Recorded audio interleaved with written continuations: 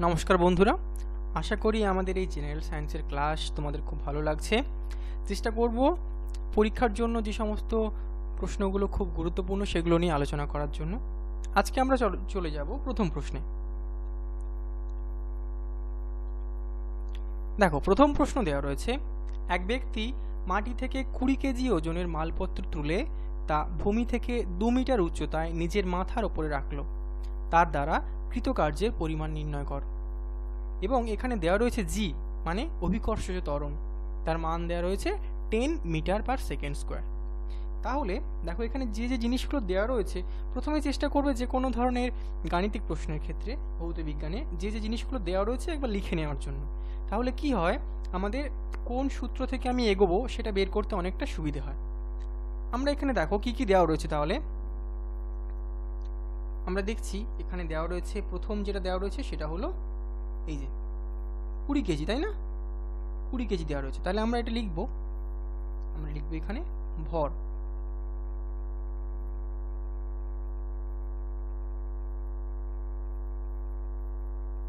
ভরটা লিখবো কত? 20 কেজি।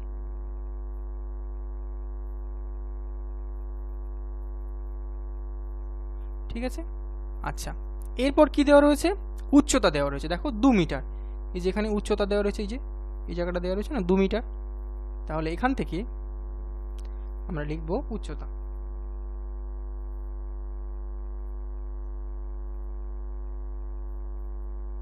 এটা কত দেওয়া রয়েছে? 2 মিটার।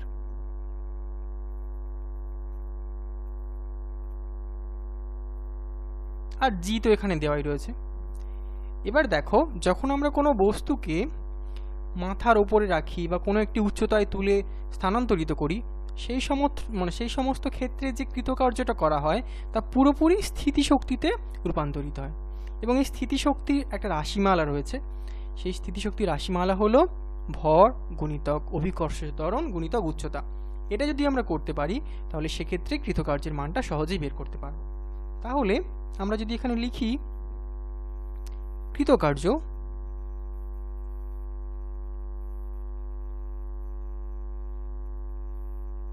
তাহলে এটাই কিন্তু স্থিতিশক্তি।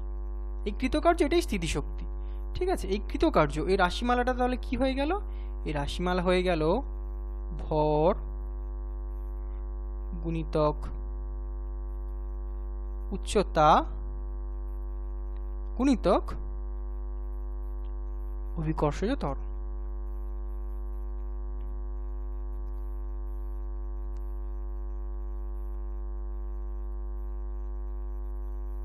ঠিক আছে, তাহলে ভরের জায়গাতে দেখো, আমরা যে ভরের জায়গাটা, এই যে ভরের জায়গাতে আমরা কি লিখবো? 20 কেজি। ঠিক আছে, তাহলে আমরা লিখবো 20। উচ্চতা কত? 2 মিটার। তাহলে উচ্চতার জায়গাতে লিখবো 2। আর অভিকর্ষজ ত্বরণ কত দেওয়া রয়েছে? এখানে 10। তাহলে আমরা এখানে লিখবো কত? 10।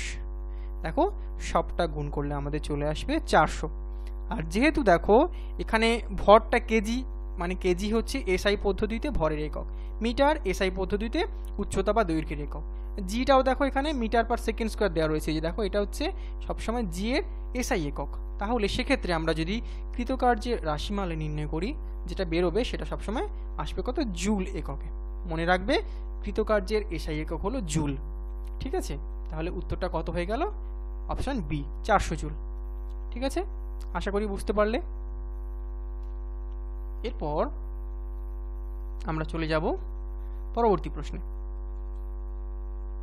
ঠিক আছে, দেখো পরবর্তী প্রশ্ন বলেছে, কোন মৌলের আইসোটোপের ভর সংখ্যা 298, এর নিউক্লিয়াসে 189টি নিউট্রন থাকলে এর পারমাণবিক সংখ্যা নির্ণয় করো।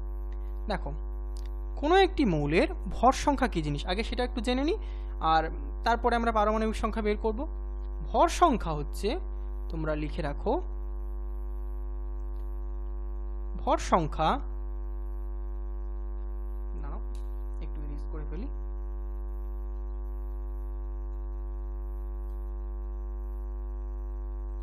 ভর সংখ্যা সবসময় হয় কি বলতো?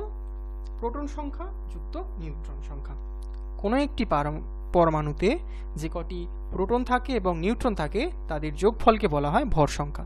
অর্থাৎ আমরা যদি এখানে লিখি সেক্ষেত্রে আমরা পাবো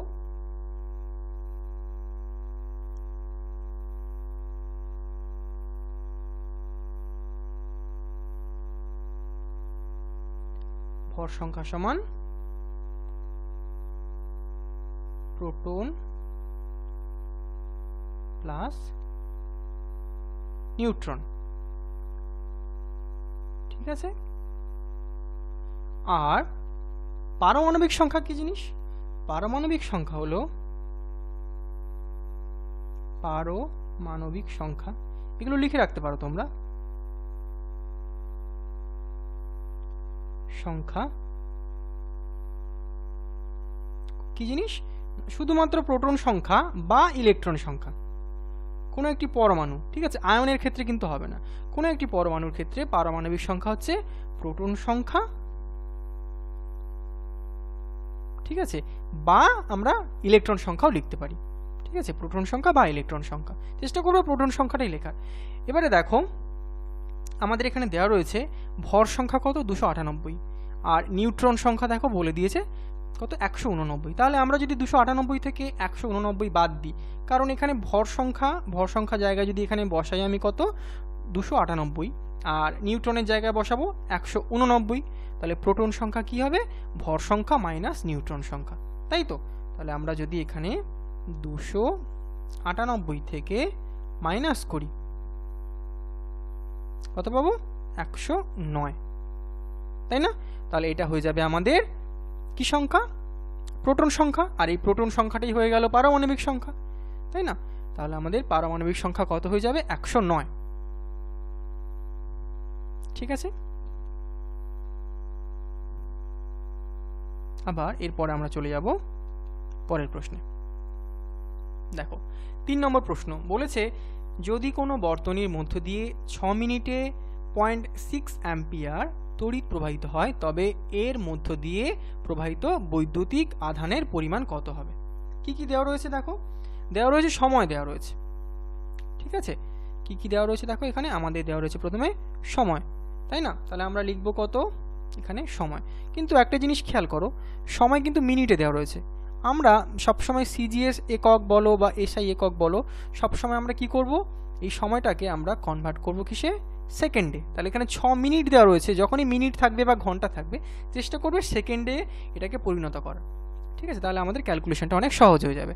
তাহলে 6 গুণিতক 1 মিনিট সমান 60 সেকেন্ড, তাহলে সেখানে যদি আমরা লিখি পেয়ে যাব কত, 360 সেকেন্ড। এটা হয়ে গেল সেকেন্ড।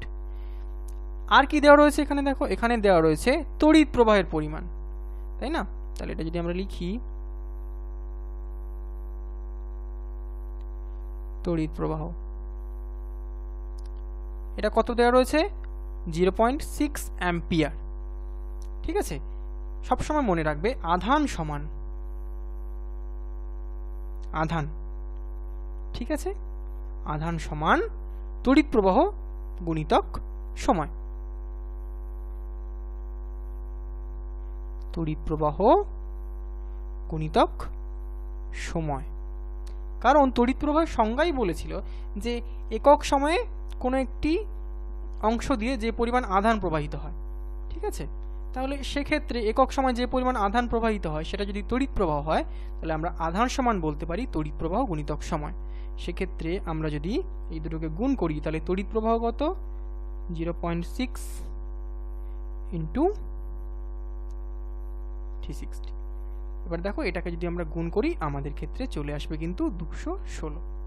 আর যেহেতু আধানের আমরা এককটা জানি কুলম্ব, তাহলে সি, এই সি হচ্ছে কি আধানের একক, এসআই একক কুলম্ব। ঠিক আছে, তাহলে আমাদের হয়ে গেল অপশন বি। কি হয়ে গেল, অপশন বি, 216 কুলম্ব। এটা আমাদের উত্তর। আমরা চলে যাব এর পরবর্তী প্রশ্নে। দেখো 6 কেজি ভর বিশিষ্ট একটি বস্তুকে একটি উচ্চতায় রাখা হয়েছে এবং যার মধ্যে 480 জুলের একটি স্থিতিশক্তি রয়েছে। ভূমি থেকে বস্তুটি কত উচ্চতায় রয়েছে তা নির্ণয় করো। আমরা প্রথমের দিকে একটা প্রশ্নে ঠিক এমনটাই করেছিলাম। একটা বস্তুকে আমি বলেছি যখনই উচ্চতায় রাখা হবে সেক্ষেত্রে বস্তুটির মধ্যে স্থিতিশক্তি সঞ্চিত হয়, এবং তার রাশিমালাও আমরা আগে করেছি। কত রাশিমালা করেছি? ভর গুণিতক উচ্চতা গুণিতক অভিকর্ষীয় ত্বরণ। অর্থাৎ আমরা যদি আরেকবার লিখি এখানে জিনিসটা, আমরা লিখব স্থিতিশক্তি সমান ভর গুণিতক উচ্চতা গুণিতক অভিকর্ষীয় ত্বরণ।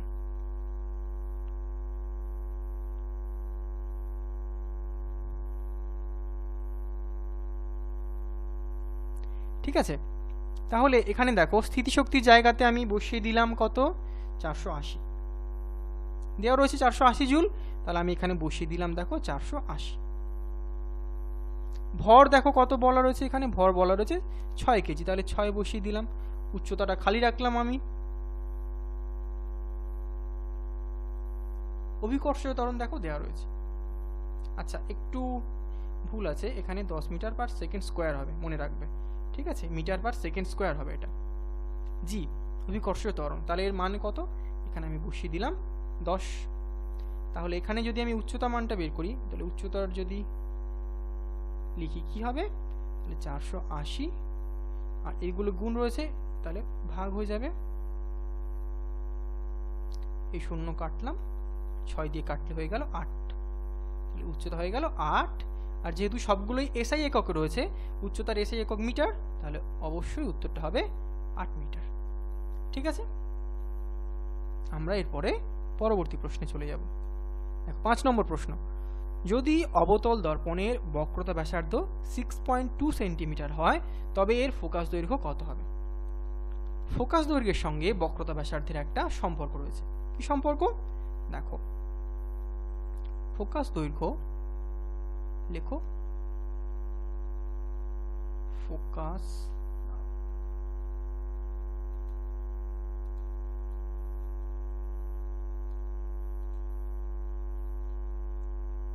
লেখো তোমরা, ফোকাস দৈর্ঘ্য সমান বক্রতা ব্যাসার্ধ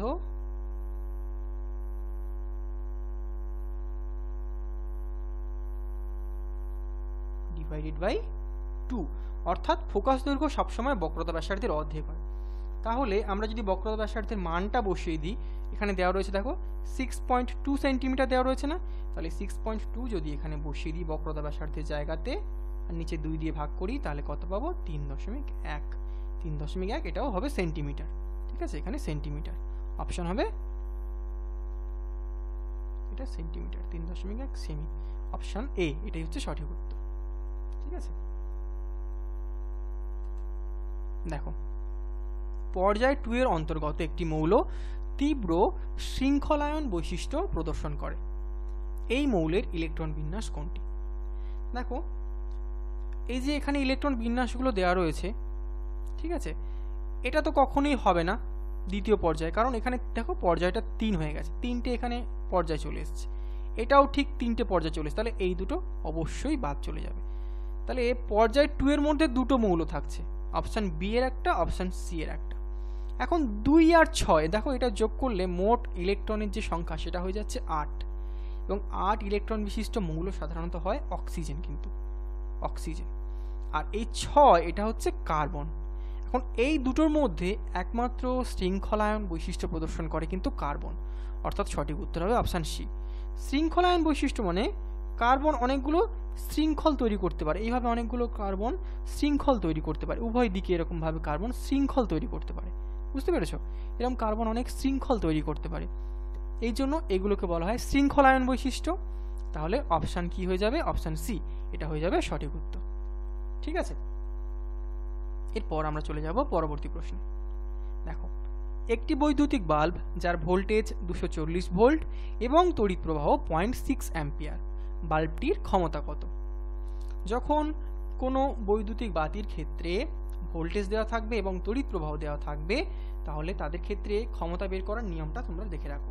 দেখো, ক্ষমতার আরও দুটো আমি কি করে বের করতে হয় সেক্ষেত্রে আমি বলে রাখবো। ঠিক আছে, দেখো ক্ষমতা সমান এই ক্ষেত্রে কি হবে, বিভব প্রভেদ, বিভব প্রভেদ গুণিতক তড়িৎ প্রবাহ।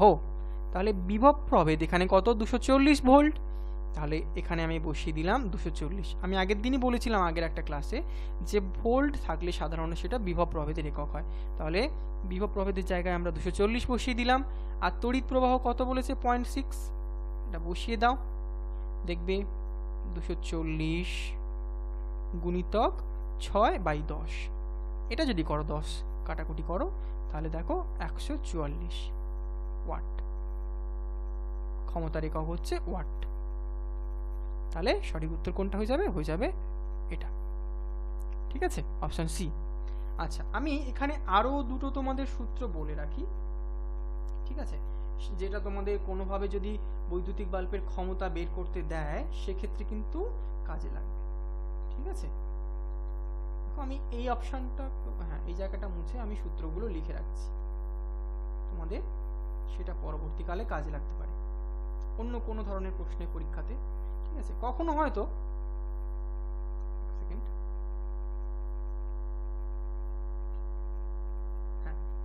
কখনো হয়তো বিভব প্রভেদ দেওয়া থাকলো আর রোধ দেওয়া থাকলো, কিংবা কখনো রোধ দেওয়া থাকলো আর তড়িৎ প্রবাহ দেওয়া থাকলো, সেক্ষেত্রে যদি ক্ষমতা বের করতে দেয় তাহলে আমরা কিভাবে করব, দেখো খুব সুন্দরভাবে বের করতে পারি আমরা। এখানে সম্পর্কটা হচ্ছে, প্রথম সম্পর্কটা হচ্ছে যে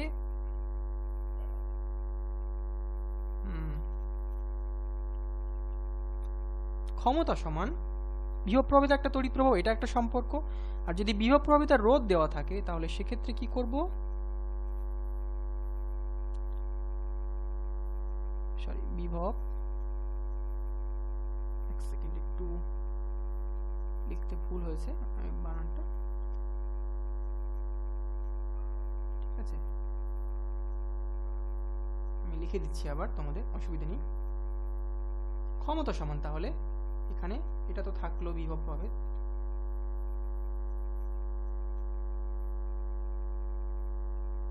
পরেরটাতেও থাকবে বিভব প্রভেদ তার বর্গ বাই রোধ।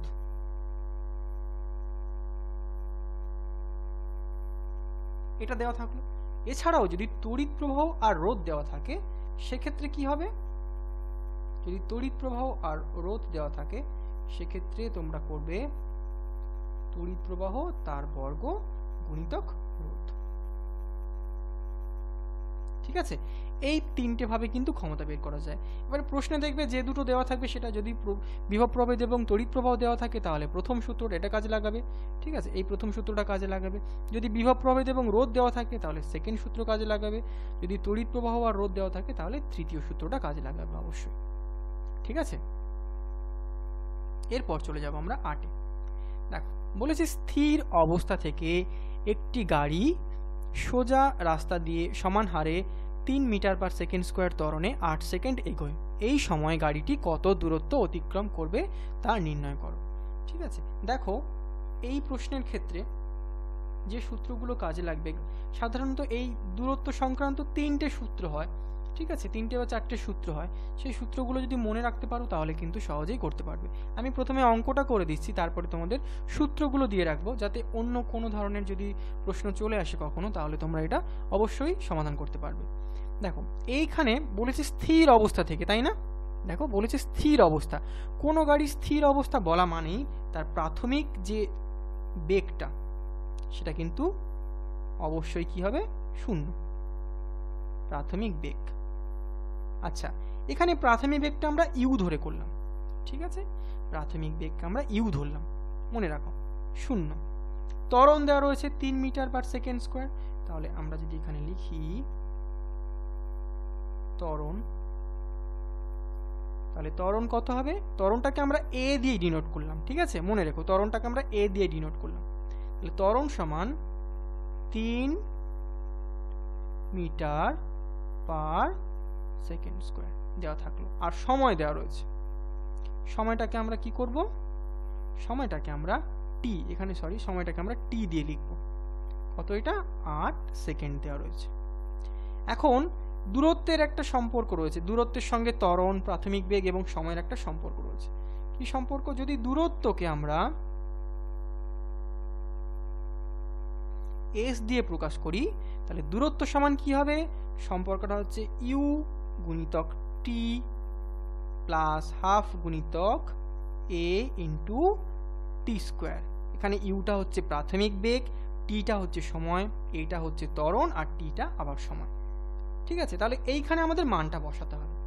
তাহলে কি মান বসাবো, ইউ এর জায়গায় দেখো 0, তাহলে 0 গুণিতক 8 মানে এটা পুরোপুরি 0, আর হাফ গুণিতক ত্বরণের জায়গায় 3, টি স্কোয়ার বলেছে অর্থাৎ 8 গুণিতক 8, টি স্কোয়ার বলেছে যেহেতু। কাটাকুটি করো, এখানে কাটাকুটি করলে 4 চলে আসবে। 0 8-এ তো তোমরা জানো অবশ্যই, আমরা পাশে করছি এটা, তাহলে 0 প্লাস আর এইটাকে গুণ করলে কত আসবে দেখো 96। ঠিক আছে, তাহলে 96 মিটার, এটা উত্তর হয়ে গেল 96 মিটার। দূরত্ব, প্রাথমিক বেগ, ত্বরণ। ঠিক আছে, এইটা থাকলে আমরা এইভাবে অঙ্কটা করব। এটা একটা সূত্র, এই সূত্রটা আমি আরও তোমাদের কয়েকটা সূত্র হয় যে সূত্রগুলো আমি দিয়ে দিচ্ছি তোমাদেরকে, যদি অন্য কোনো ধরনের প্রশ্ন আসে সেক্ষেত্রে তোমাদের করতে সুবিধা হবে। ঠিক আছে,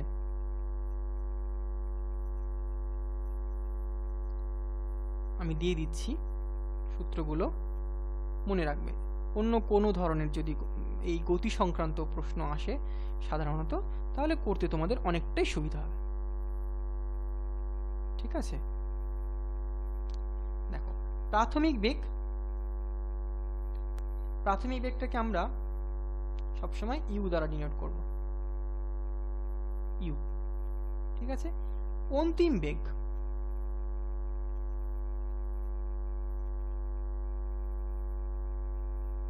এটাকে আমরা ভি দ্বারা ডিনোট করব, চিহ্নিত করব। ত্বরণকে আমরা চিহ্নিত করব এ দিয়ে, সময়কে আমরা চিহ্নিত করব টি দিয়ে, আর দূরত্বকে আমরা চিহ্নিত করব কত দিয়ে, এস দিয়ে। তিনটে সূত্র পরপর মনে রাখো। প্রথম সূত্র ভি সমান u plus a into t. দ্বিতীয় সূত্র এস সমান u into t plus half গুণিতক এ গুণিতক টি স্কোয়ার।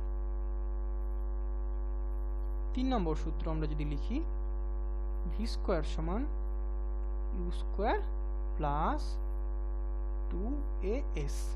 এটা কখন আমরা প্রয়োগ করব এই সূত্রগুলো, যখন দেখব দেখো যে প্রাথমিক বেগ দেওয়া রয়েছে কোনো একটা প্রশ্নে, ত্বরণ দেওয়া রয়েছে, সময় দেওয়া রয়েছে, সেখানে অন্তিম বেগ জানতে চাওয়া হয়েছে, তখন সেক্ষেত্রে আমরা ভি, এটাকে আমরা এই সূত্রটা মানে অন্তিম বেগ জানতে চেয়েছে প্রথম সূত্র, তখন আমরা প্রয়োগ করব।